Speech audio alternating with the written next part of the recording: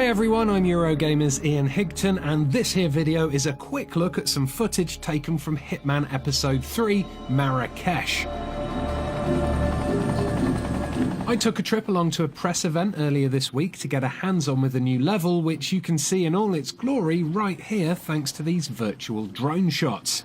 What these shots do is give you a very good idea of the size of this map and the variety of areas available to you.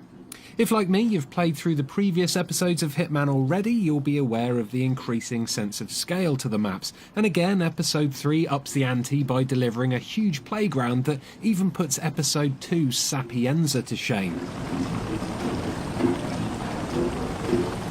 Episode 1's opulent Parisian murder mansion demonstrated the game's ability to create beautifully detailed locations and fill them with realistic AI crowds, while the sun-kissed beaches and winding streets of Sapienza showed us that IO Interactive could also make much more open maps, ones that upon closer inspection were actually packed with secret routes and hidden opportunities. Marrakesh melds both of these styles together, offering you not only an intimidatingly large level, but also one that's brought to life by some of the best examples of AI crowds I've ever seen. The attention to detail is staggering, and it really does feel like you're in the middle of a living, breathing city.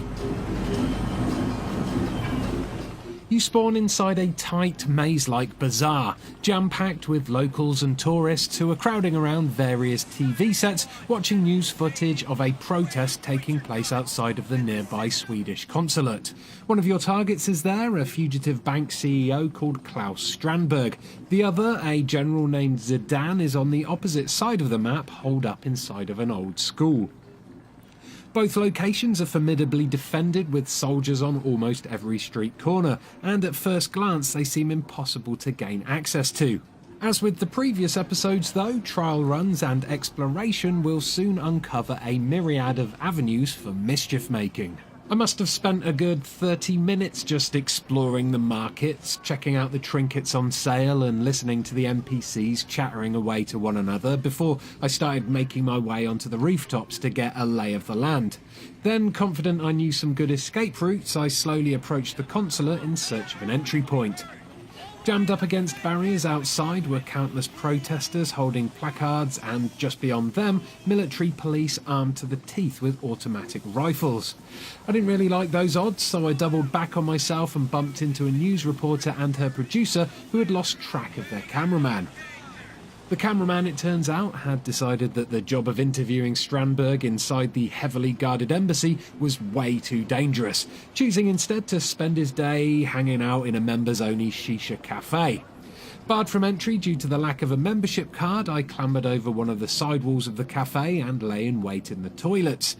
After a couple of minutes, the cameraman popped in to use the facilities, so I interrupted him mid-wee-wee with a chokehold, stole his uniform, and unceremoniously dumped the body into a storage crate.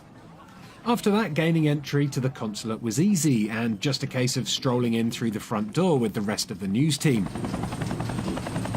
My first assassination of Strandberg was sloppy at best, a simple bullet to the head in the middle of the interview, and then a panicked dash into the streets. That's the beauty of a sandbox game like Hitman though. I may have messed it up first time round, but next time I'll know where to go and what to avoid. The real joy here is in the repeat playthroughs, the experimentation and the improvisation, the patient observation and the high that comes from finally pulling off a perfect hit. Marrakesh delivers all this in spades of course, and it's easily the best and most thrilling episode so far. So if you were a fan of the previous missions, keep an eye out for Hitman Episode 3 when it releases on the 31st of May.